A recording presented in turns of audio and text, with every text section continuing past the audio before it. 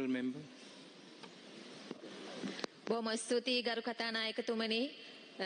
අද විශේෂයෙන්ම ජාත්‍යන්තර කාන්තා දිනය කාන්තාවගේ අභිමානය එහෙම නැත්නම් අයිතිවාසිකම් සම්බන්ධයෙන් කතා කරන දිනය.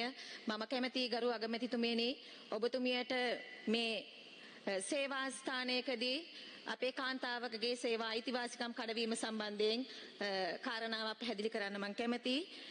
ගරු අගමැතිතුමියනි අපි මේ මොහොතේ කතා කරන්නේ කාන්තාවගේ අයිතිවාසිකම් සම්බන්ධයෙන් කාන්තාවට ස්ත්‍රී පුරුෂ සමාජභාවයේ සමානාත්මතාවය ලබා ගන්න ඒ වගේම තමයි කාන්තාව හිංසනයෙන් පීඩනයෙන් මුදවා ගන්න.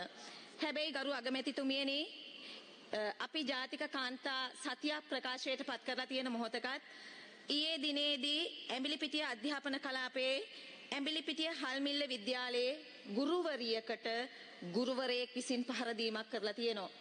විදුහල්පතිතුමිය ඉදිරියේ මේ පහර දීම සිදු වෙනකොට ඒ ගුරුතුමිය නීත්‍යානුකූල පසුබිම තුල ලොක් සටහනක් සටහන් කරලා අද දවස වෙනකොට රෝහල්ගත වෙලා ඉන්නවා. විශේෂයෙන්ම ජාතික කාන්තා දිනය වෙනුවෙන් අපි කාන්තා සතියක් ප්‍රකාශයට පත් කළ තිබුණත් කනගාටුවට කාරණාව තමයි මෙවැනි මොහොතක වුණත් මේ තරම් දැවැන්ත හිංසනයන්ට සේවා ස්ථානයන් තුල කාන්තාවන්ට ලක් වෙන්නට ලැබීම ඇත්ත වශයෙන්ම මේ ගරු සභාව තුල කාන්තාවක් විදියට മന്ത്രിවරියක් විදියට මම හෙලා දකිනවා. ගරු අගමැතිතුමියනි මම ඔබතුමියගෙන් අහන්න කැමැති මේ සම්බන්ධයෙන් ඔබතුමිය දැනුවත්ද මේ සම්බන්ධයෙන් ඉදිරියට ගන්නා ක්‍රියාමාර්ග මොනවද කියන එක සම්බන්ධයෙන් මේ ගරු සභාවට දන්වනවා නම් මම එහෙම දන්වන්න කියලා ඔබතුමියට අද කාන්තා දිනය වෙනුවෙන් ගරු ඉල්ලීමක් කරනවා. Honourable Prime Minister.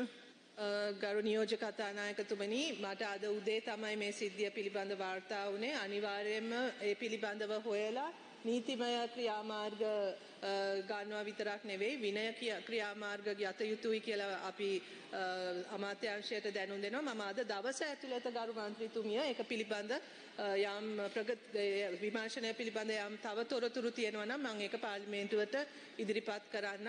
බොහොමත්ම ස්තුති වෙනවා මන්ත්‍රීතුමියට මේක ගරු මන්ත්‍රීතුමියට මේක අවධානයට ලක් කිරීම පිළිබඳව.